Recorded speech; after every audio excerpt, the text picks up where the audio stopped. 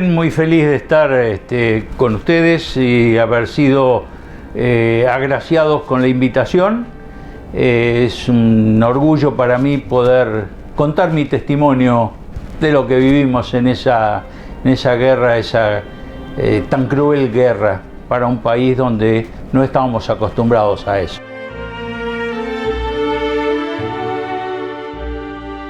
Yo soy médico, soy cirujano, y durante los acontecimientos fui designado como jefe del centro quirúrgico del buque hospital Bahía Paraíso, que fue el primer buque hospital que hubo en Sudamérica, que entró en combate. Por supuesto hay otros buques hospitales, pero ninguno había entrado en combate realmente. El buque hospital Bahía Paraíso era un buque polar, un buque de reaprovisionamiento. Al transformarse, justamente fueron esas características las que hicieron posible que se pudiera colocar como buque hospital, porque tenía comodidades, alojamientos grandes, tenía un quirófano, tenía salas de internación, tenía de todo, tenía agua, que es fundamental en un buque, porque los buques tienen un agua controlada, en cambio ese tenía agua a disposición, tenía buenas cocinas, entonces había posibilidades de alojar muchos enfermos. Y fue así que se transformó en pocos días, en 15 días, en la base naval Puerto Belgrano, en talleres generales, un poquito menos de 15 días, se transformó de buque polar en buque hospital. ¿Y cómo lo hizo? Por ejemplo, en los entrepuentes, que son las bodegas, lo que está abajo, se pusieron camas. Se hicieron 2 salas de internación de 125 camas cada una. Después se tomaron 40 camarotes y se le pusieron 4 camas más. Son 40 camas más. Usando la salita de internación que tenía el quirófano, se hizo la sala de terapia intensiva. O sea, vamos sumando y ya tenemos 300 camas. Fíjense, quirófanos, teníamos 3 quirófanos. El buque tenía 1, pero tenía comodidades como para que nosotros, la gente de talleres, siguiendo las instrucciones que le dábamos, pudieran hacer 2 quirófanos más. El sillón odontológico fue transformado en un quirófano de cirugía maxilofacial y cirugía oftalmológica. O sea, todo evidentemente, aparte tenía gran potencialidad porque tenía cubierta de helicópteros, 2 helicópteros, uno más grande, uno más chico. Tenía un centro de recepción de heridos por vía aérea y un centro de recepción por vía marítima. O sea, tenía todo, era el buque ideal.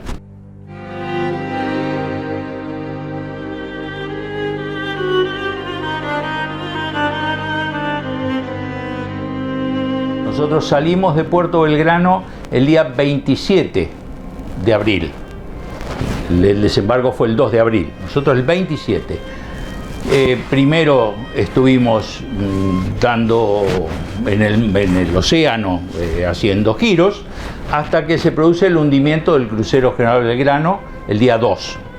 Ahí nos designan, nos ordenan dirigirnos a donde estaban los náufragos, para tratar de colaborar en la búsqueda. Y bueno, nosotros tardamos un día y un poquito más en llegar y empezamos a recoger náufragos.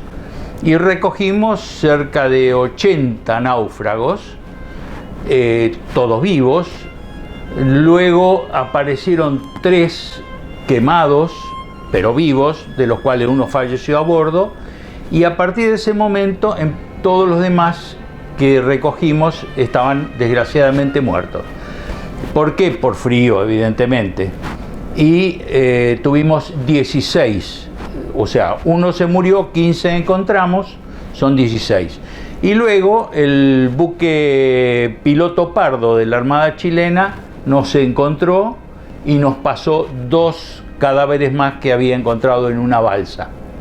Así que de ahí los fuimos a llevar a Ushuaia, a los 80 y pico de sobrevivientes, más los tristemente 18 fallecidos. Y de ahí, de Ushuaia, empezamos nuestra tarea realmente yendo hacia Malvinas.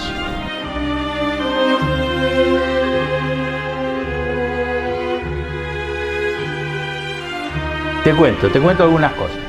Primero que el Hospital Naval Puerto Belgrano, que acá tenemos cerquita, tiene un pabellón, un pañol, se llama, un depósito de sanidad en combate, con todo previsto por si hay un conflicto armado. Entonces, ahí tienen instrumental, camillas, respiradores, máquina de anestesia, está todo.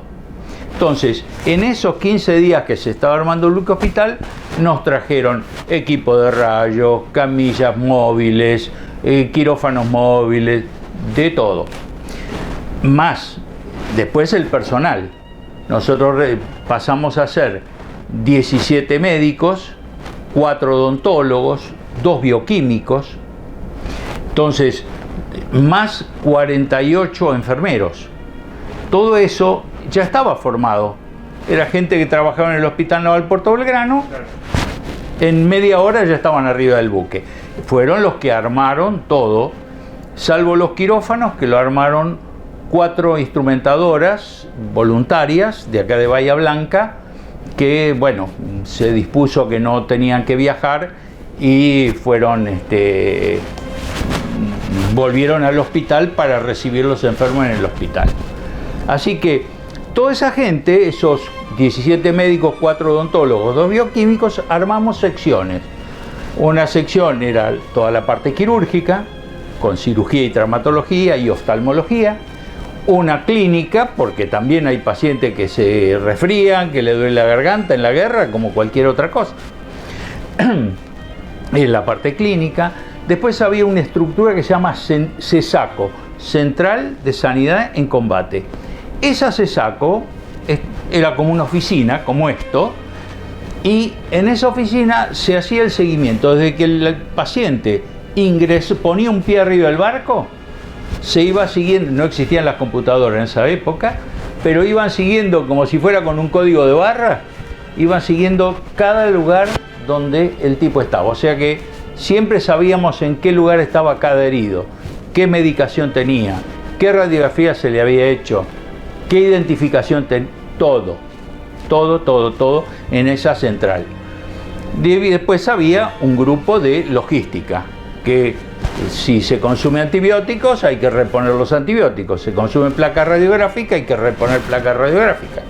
Y los bioquímicos que hacían los análisis y el mantenimiento de la sangre, la hemoterapia. Teníamos a Carlos Espinosa, que es un hombre muy inteligente, porque el problema que el buque tiene movimiento, las olas, los motores, el rolido, el cabeceo, todo eso, la sangre, si se mueve, se van destruyendo glóbulos rojos.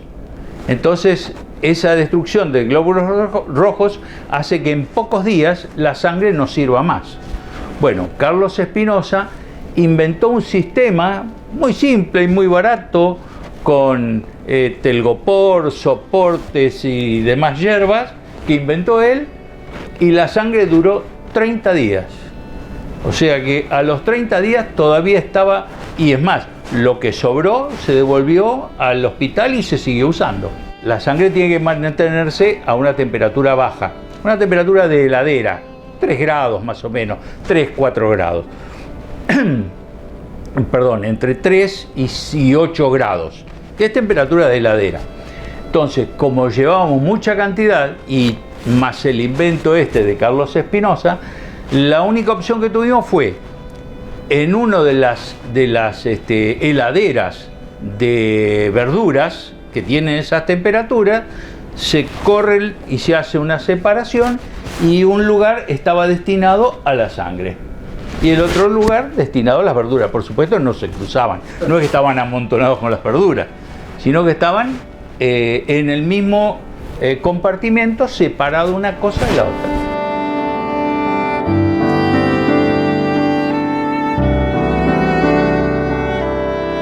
Sí, nosotros tuvimos contacto básicamente con el Uganda, que el Uganda es el buque hospital más grande que tenían los ingleses, que hacía tour de paseo para egresados de la escuela secundaria por el Mediterráneo, y que lo transformaron en buque hospital.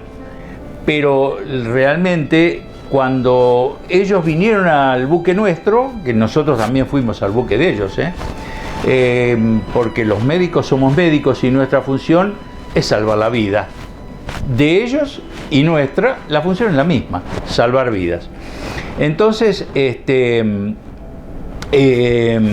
se asombraron de la capacidad del hospital, del fácil alojamiento, del cómodo alojamiento de los pasillos, porque ellos, por ejemplo, la única posibilidad que tuvieron de hacer quirófano era en una sala de baile de piso de madera, que no se debe tener en un quirófano.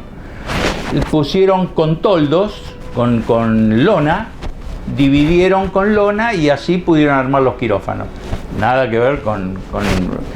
Y fíjate un detalle. El problema, nosotros podíamos recibir combatientes por la cubierta de helicópteros o desde el mar. El problema estaba que toda la parte de sanidad estaba en un lugar fijo. Entonces había que trasladar todo eso, toda esa gente. ¿Cómo se traslada? Con unas camillas que se llaman camillas de Stokes, que son como una palangana grandota con forma de persona. Pero había que subir y bajar escaleras, las escalas, nosotros decimos escalas. Entonces, ¿qué se nos ocurrió? Sobre la pared le hicimos poner a la gente de talleres bisagras y tablas de madera. Entonces, cuando había que pasar un paciente, se bajaba la tabla de madera y se transformaba en un tobogán. Y ahí bajaba en 2 segundos. Los ingleses no lo habían pensado. Ellos subían y bajaban tratando de que no se les cayera el paciente. Y nosotros, con una sencillez argentina, lo podíamos manejar con toda perfección.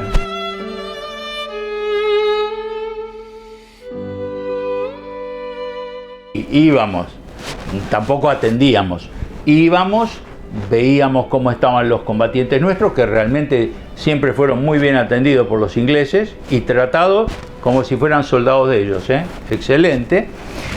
Y ellos venían al nuestro y hacíamos intercambio inclusive de materiales, porque el Uganda se quedó en un momento sin jeringa descartable y sin placas radiográficas, y nosotros le pasamos jeringas y placas radiográficas.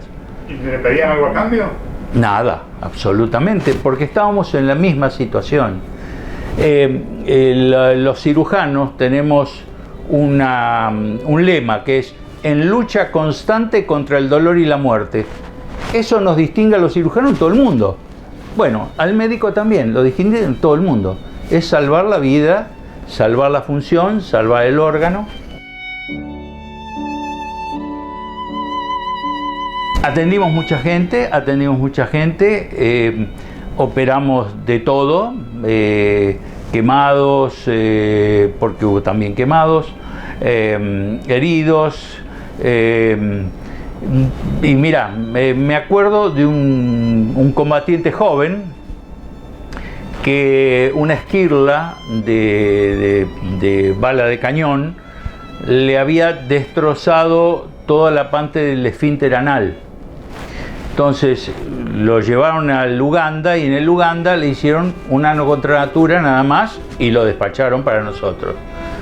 Yo llevé a quirófano, hice una limpieza, se llama toilette quirúrgica, una limpieza total, y le pude reparar el esfínter. Termina la guerra, vuelvo a mi hospital de Puerto Belgrano y ahí estaba el paciente, al cual anduvo, gracias a Dios, anduvo bien, y le pude cerrar el ano contra natura y se fue sanito como había entrado. El mismo. El mismo. O sea que lo empecé y lo terminé. Sí, todo el seguimiento. Todo. Del paciente. En los momentos más duros de la guerra, sí, les llegaban, me imagino, muchísimos sí, heridos les llegaban, como me decías, vía aérea y por mar. Sí. ¿Qué pasó con el helicóptero? Tuvieron que pintar de nuevo. Claro, porque ¿qué pasa? Nosotros, el helicóptero, nosotros salimos de Puerto Belgrano con el casco pintado de naranja, con la cruz roja, por supuesto, pintado en muchísimos lugares del buque, pero el casco estaba pintado de naranja, porque era un buque antártico. Los helicópteros eran verdes, porque eran del ejército argentino y uno de la armada, pero eran verdes, con una cruz roja más o menos de unos 40 o 50 centímetros cúbicos, 40 centímetros de diámetro. Bueno, así estuvimos, hasta que cae un Harrier inglés y el piloto se tira, abre el paracaídas y cae, lo capturan los argentinos y va al hospital. Y en el hospital el tipo ve los helicópteros, que ellos también lo tenían en verde. Dice, pero ustedes están locos, ¿ustedes creen que yo, con mi Harrier, con el estrés de combate, voy a fijarme en una cruz roja de 50 centímetros de diámetro? Píntenlo de blanco. Bueno, en ese momento se pintó casco de blanco, helicóptero de blanco, era todo blanco. Gracias al piloto inglés. Todo blanco.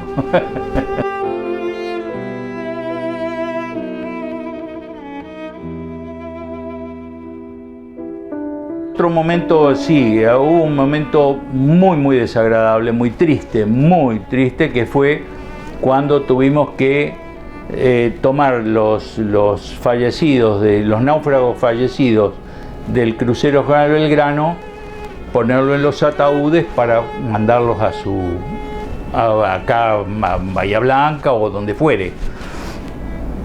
Eso fue bastante horrible, porque ver esa cantidad, muchos de ellos conocidos nuestros, porque el que no era vecino, era famoso, lo conocía. Entonces, esa maniobra sí fue realmente muy dura. Pero había que hacerla, alguien la tenía que hacer, y éramos nosotros. Y el final de la guerra, cuando sí. Termina la guerra, que llegan todos los soldados, el ánimo de derrota. Además de médicos, hacían de psicólogos, les daban el ánimo. Como desde que terminó la guerra hasta que embarcaron, pasaron 3 o 4 días y estuvieron en una especie de campo de concentración. Ahí los médicos fueron haciendo todo el manejo, que era el momento más agudo. Ahí donde la contención era necesario. Una vez que embarcaban, ya sentían libertad, ya sentían, se acabó. Entonces, acá no hubo mayores inconvenientes. Por supuesto, siempre algún exaltado que había que medicarlo, pero no hacer tratamiento psicológico o psiquiátrico. Nosotros, cuando termina la guerra, después de esos 4 o 5 días que estuvieron en el campo de concentración, tuvimos un viaje en el cual tuvimos que llevar combatientes que ya había terminado hasta Punta Quilla. Ahí llevamos 1700 y pico de combatientes. Era una marea verde porque no alcanzaban las camas para tanta gente, así que dormían en el piso, en los pasillos, en los baños, en las cubiertas de helicóptero. Era todo verde, toda una marea verde. Y ahí, imagínense, se tarda 2 días más o menos en llevarlo. Había que darle de comer, había que atender a los que tenían alguna dolencia, había que contener a algunos que, como siempre, puede haber alguno más exaltado que otro. Bueno, eso fue una prueba de fuego. Esos 1700 y pico fue una prueba de fuego. Y el último viaje llevamos a Puerto Belgrano los últimos combatientes, que eran 600 y pico. Eso ya era un poco más manejable. Después de haber manejado 1700, 600 y pico era fácil. Cuando termina la guerra, vos me dijiste 3 o 4 días y te empiezan a llegar los últimos soldados. Ahí sí. llegó un médico. Llegó Marco Simsac. Sí, llegó Marquitos. Yo era jefe del centro quirúrgico, o sea, mi tarea estaba dentro de los quirófanos, pero en esos momentos, como no había operaciones, todos los cirujanos, los traumatólogos, dábamos mano en los distintos lugares.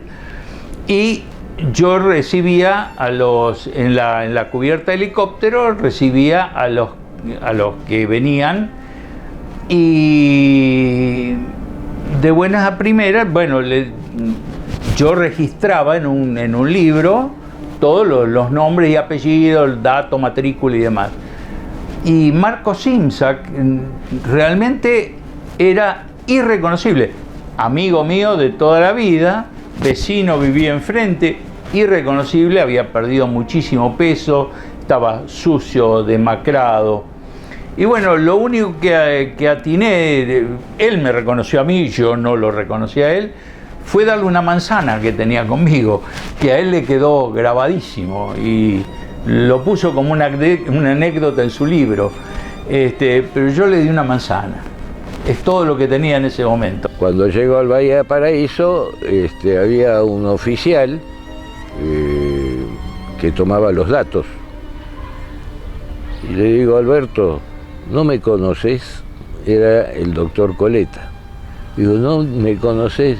Operábamos juntos. Estaba tan demacrado, tan sucio, tan destrozado, llevaba perdidos casi 12 kilos y medio, 13 kilos, deshidratado, hambriento y demás. Y me acuerdo como hoy que sacó una manzana de su bolsillo y me la entregó. Fue la manzana más sabrosa que comí en mi vida, ¿no? Es que cuando esa manzana para él debe haber significado mucho, porque ellos estuvieron los últimos días de combate, trabajaban todo el día, mañana, tarde y noche, ahí no había descanso. Lo único que comían era un poco de arroz, un poco de fideo, con nada, fideo solo, no con el caldito de la nona, no, fideo solo, arroz blanco. Esa manzana, él lo escribe, le debe haber sonado a gloria.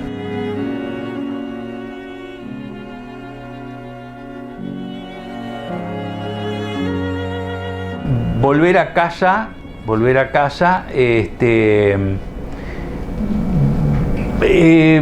darse cuenta que nosotros estábamos en la guerra y en la Argentina estaban en el Mundial de España. La gente estaba viendo el Mundial de España, no estaba prestando atención a la guerra. Y a nosotros, esos 18 combatientes muertos, para mí es un dolor en el alma, pero la gente prefería mirar Argentina contra, no sé, Bulgaria, no sé contra quién. Eso es un dolor grande. Pero bueno, después la etapa de desmalvinización, a nosotros nos hicieron volver de noche con luces apagadas. Entramos a Puerto Belgrano todo oscuro, como entra un ladrón. Y eso es feo, es duro. Pero con el tiempo, y gracias a Dios, han cambiado, las políticas han cambiado. Hoy el veterano es bien mirado. Hoy la gente, bueno, ustedes los vieron en el desfile cuando desfilaron los veteranos y la gente aplaudiendo a rabiar. Y bueno, es un reconocimiento, Yo te voy a ser 100% sincero. Fuimos a la guerra, de entrada pensamos que sí, porque la distancia no creíamos que los ingleses fueran a venir. Pero, ¿te acordás que yo te conté del bioquímico, del tema? Bueno, este hombre, que es súper inteligente, es un genio, al cual yo amo, dentro del buque no se puede escuchar la radio común, porque existe lo que se llama la jaula de Faraday, no se puede. Pero él inventó un sistema por el cual trajo una radio Noblex 7 Mares, una antigüedad, con un sistema, teníamos sol. Y escuchábamos las radios de Uruguay, que decía que íbamos perdiendo. Y nosotros decíamos, estos uruguayos, qué desgraciados. Dice, vamos perdiendo y nosotros vamos ganando. Y bueno, nos mintieron. Íbamos perdiendo.